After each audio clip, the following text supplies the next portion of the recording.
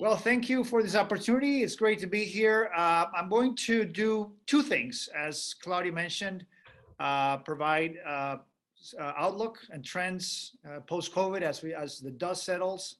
And it's not quite fully settled, but hey, the entertainment industry is open, and we've got to move forward. So I'm going to do that, but I also want to provide a little taste of what data analytics is all about in the courses that we teach. In particular, this one, trying to understand the trends in the industry and how that affects strategic decision making in an environment of increased data analytics is extremely important. We teach that all along. So I'm going to cover some of the data that we analyze in our Institute for Entertainment, Media, Sports, and Culture that leads to a report that we produce every year, and it's a combination of government data and other private or semi-private data sources. And what we try to do is get at a sense of both supply and the demand side of the industry. I use some of these reports. I'm also a frequent contributor to forums where I talk about sort of vision for the industry, things that matter, or sort of big topics that matter for the industry. And I use this data for that, and also, of course, bring it to the classroom. So let's get right to it. So I'm going to show numbers, but one of the key things here that we try to teach also in our classes is it's not just a matter of analyzing it, but it's also about communicating it. So data visualization, what's the best way to show the picture is something that we have to care about. So here's an example of industry trends in terms of employment. This is the source here is IBIS World, which takes their data mostly from the Bureau of Economic Analysis and sort of adjust using other sources. And we just grab the data and analyze it for the report. So as you can see here, I'm going to use my mouse. Can you guys see my mouse? Somebody say yes or no. So here you can see a trend, clear trend from 2017, 2020, steady growth in employment for the industry. This is entertainment and media.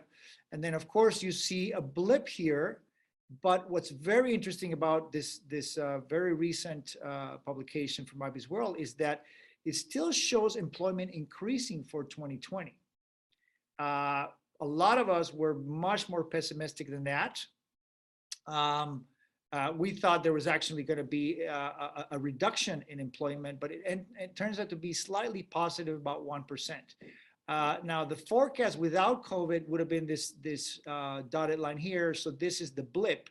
It's a blip in, so now keep this in mind for employment. It's a blip in growth, not an actual decrease in employment. And as you can see here, the forecast for 2021 by IBIS World, and we made some small adjustments. It's very optimistic. It's all actually going past the trend. It's slightly higher than the trend, forecasting at 5.5% increase in employment. So this actually starting to reflect on the talks from earlier this morning, right? There's a lot of pent-up demand. There's a lot of competition for content. So that would explain why this revenue forecast, or sorry, this employment forecast for 2021 is pretty optimistic. And we'll see that line of thinking as we move along this presentation. So now to understand these trends, you have to zoom in, of course, right? So to give you an idea of what happened in 2020 across all the different sectors, as I mentioned to you, there was a slight increase in employment, but it was driven by three of the main sectors in the industry. You can see up here that video streaming, social media, and gaming drove the increase in employment at very high double-digit numbers. Now, of course, 2020 was a very tough year for the industry in general. So you were bound to see decreases in employment. You can see a slight decrease in music, advertising agency, books, film entertainment, which actually we define it as both film and TV production. And then, of course, newspapers and magazines and periodicals had been in a downward trend for years. This trend only accelerated. And then sport franchises, of course, as live events got shut down, had a major hit. So notice that it's kind of a two-sided story, right? Consumers gravitating to streaming, social media, and gaming, which drives increasing employment in those sectors. And of course, the big hits in the other sectors for a net almost even, but slightly up 1% increase in employment. So fascinating numbers, but again, they kind of corroborate the story we've heard all day about how streaming, social media, and gaming are driving the growth in the industry.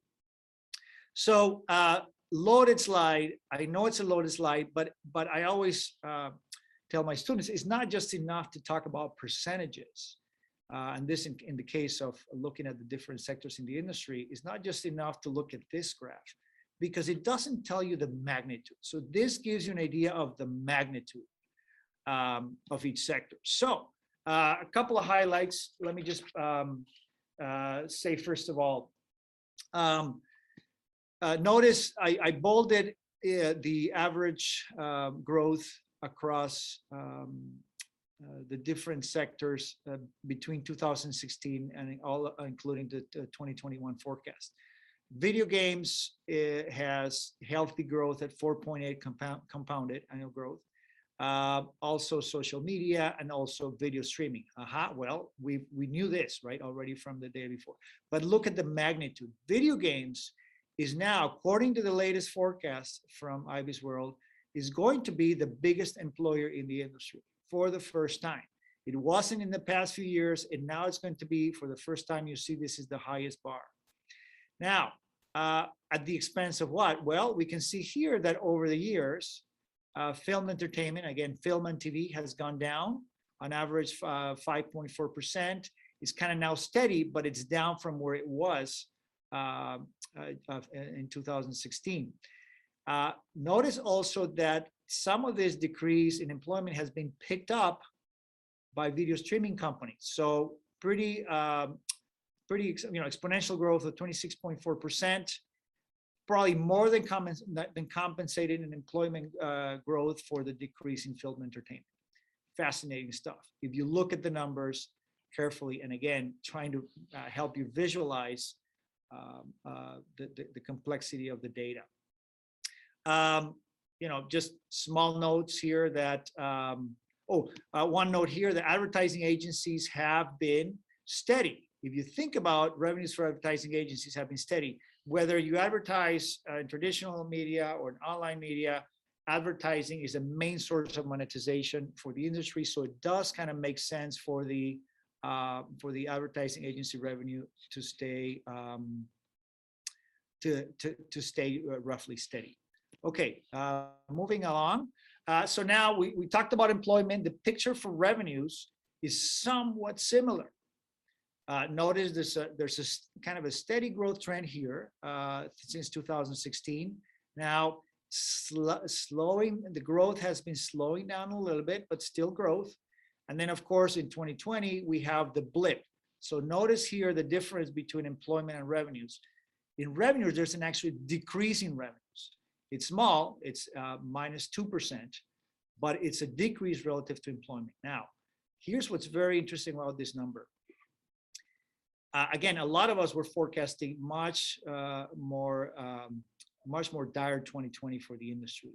To achieve a close to 2% decrease in employment, that sounds like a blip that you could have for many other reasons other than this massive scale pandemic. And we'll take a look at the numbers by sector, which the explanation will be very similar as in employment. But so net, we have a good story from video streaming, from streaming, gaming, and social media, and then a crisis, of course, for the other sectors. Net, in this case, it was a negative. The picture for 2021 is pretty rosy at 9.4%. Notice that what this figure suggests is that we will recover from the blip, and we will actually catch up to the trend that had been happening in the previous years. So that's pretty optimistic. I think based on, again, what we've heard this morning from Michael Wolf and all the others who are telling us the actual, they have their foots in the ground and observing what's happening. It's not surprising that it's going to happen because there's a lot of pent-up demand and a lot of competition for content. Okay, so now one clarification. What I've covered so far is production revenues, meaning revenues from companies involved in the production, creation, and ownership of content, including studios, music labels, etc. So now we're gonna change a little bit the picture. So this is more the supply side, right? What are the companies that provide the content in the industry? What are they making? How many people they're employing? Now I'm going to actually shift a little. Oh, so before I do that though, this is the picture by sector of revenues. Again, production revenue. Similar story: the gaming, streaming, and social media. You know, did a great job in terms of revenues, very high double digits, and then all the others were not good. But unfortunately, at least from an industry perspective, the revenues gained by these three sectors were not enough to compensate for the losses here, for a net decrease of about 2% in revenue. Now, how does the picture look then for when we think? So that was production revenues. Now, let me quote another very important source that some of you, I'm sure, take a look at once in a while, that PricewaterhouseCoopers Entertainment Outlook. These are the latest numbers. I think they just came out last week. So I haven't had a chance to dive in, and we will dive in to produce a new version of the media report that the Institute produces. But in the meantime, here's what I've been able to gauge. So first of all, PwC produces report on both consumer spend and ad spend, which gives us an idea of how much money is being spent or revenue is being earned by the content being displayed, distributed, and shown across the world, but in this case for the US. So you can see a steady growth of 4.5% compounded annual growth rate up until 2019. Now we see a blip, and relative to the revenue we saw in production, as you can see, this is a minus 4.5 compared to the 2% decrease that we saw in production revenues. So as a data analyst, the first thing that should pop to your mind is like, wow, it's more than double. Why is that? And so you gotta dive in and zoom in to figure out why that could be. And so I have my explanations, and I'll share them right now. The other thing I would say about this slide is notice the increasing share of digital media as you know, relative to the overall consumer and ad spend. And here I'm forecasting I was forecasting a 40%, and I honestly can't remember what PwC forecasted. Mine was 40%, but I think I have a feeling when I dive into the data, given what happened with COVID and the trends of consumption at home and mobile devices, I think that this green is going to, when the actuals come in and I'm able to report on them, they're going to be higher than 40%. This number is about 35% right here, this share, and this is 40%. But I'm going to guess it's probably going to be higher. So very important trend to keep in mind. And again, very consistent with what we heard this morning. Okay, so checking here my time. Yeah, I'm very close to finish. But so remember how we said, what explains the difference in revenues, the decrease of revenues from production all the way to, you know, production plus distribution or consumption by consumers? Well, first thing to keep in mind, the direct effect, one of the main direct effects of COVID-19 was that live events were shut down. Live events, including sports, concerts, Broadway, etc., they account for about 15% of the entertainment economy. So again, that's why a lot of us were pessimistic, saying, well, you know, the revenue losses could come down about, you know, double digit probably. Well, it wasn't the case, thanks to, again, gaming, social media, and streaming. But there were some indirect effects that were important. It's not just that production went down, it's that because of the economic crisis, consumers were willing to spend less. Ad revenues were down about 5%, not much, but certainly down, affecting distributor revenues. There was an increasing piracy. And of course, with no production, there's no downstream revenues to digital for distributors to make money. So in a sense, distributors took a double hit.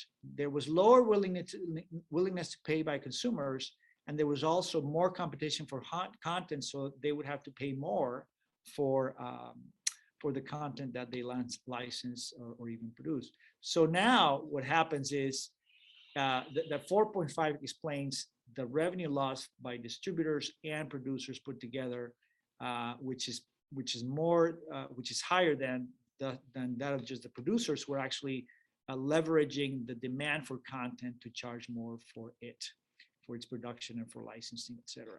So this is just sort of course, intuitively trying to address the situation. Okay, last slide. Just summarizing what I just said. Digital channels are driving the industry growth. Again, very consistent with what we've heard so far. The gaming, streaming, and social media are driving the industry growth, and therefore, not surprisingly, the next two sessions are going to be about just that: streaming and gaming, and within gaming, esports. So esports has seen double-digit growth, although on a small base. It's still a small player or a small segment of the industry, but it's growing tremendously. And there's all these, a lot of people are wondering how big is this going to go? Is the double-digit growth going to increase until we see phenomena like video streaming starting to take over the industry, like I showed in previous slides? Is that going to happen with esports in relation to sports? In esports in relation to gaming? Big questions that we'll cover in our upcoming sessions. So hopefully this is a nice preview of why we pick topics like streaming and gaming for the next sessions, which again are the big drivers of industry growth. So with this, I am all set. This is what I wanted to say.